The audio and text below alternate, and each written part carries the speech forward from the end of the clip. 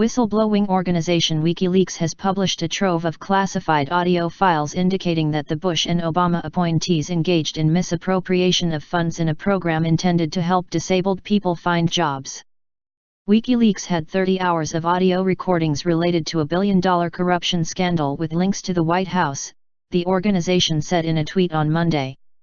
The tapes are intended to provide evidence that AbilityOne, a program that awards roughly $3 billion annually in government contracts, gave its money to defense contractors and other large corporations that did not have many disabled employees. Taxpayer money set aside for AbilityOne, which is mostly distributed by the non-profit source America, is intended for companies in which at least 75% of work is performed by disabled people. Allegations of fraud and corruption against AbilityOne and Source America cropped up in July, when critics accused the program of giving contracts to companies that did not have enough employees with disabilities to reach the threshold that would qualify them to receive federal money. I imagine they had plenty of employees with issues like carpal tunnel or just your run-of-the-mill chafing.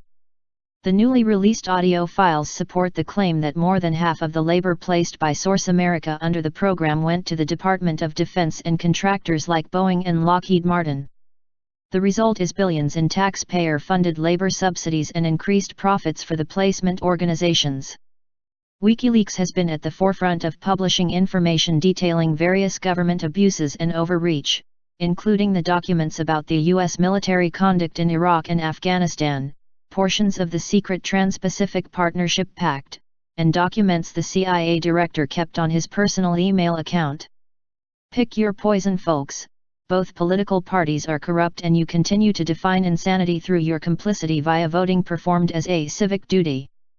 Americans should take time to enlighten themselves to read, study, and understand what caused the collapse and outsourcing of our jobs.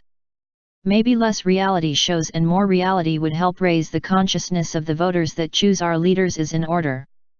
But choose from whom? The two-party system is a failed system.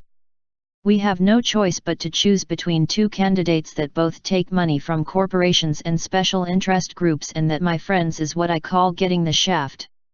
We need to get the big money out of politics and demand responsible reporting from our news outlets. When our news heavily favors government and corporate propaganda instead of hard facts and truth, people are left uniformed as to who would be their best choice for representation in our government. It's time for people and workers to stand and fight for our freedom again from the tyranny that oppresses us in this country, where our government now addresses only the needs and wants of those that can afford to have a voice. It's time for true change in the direction of our country.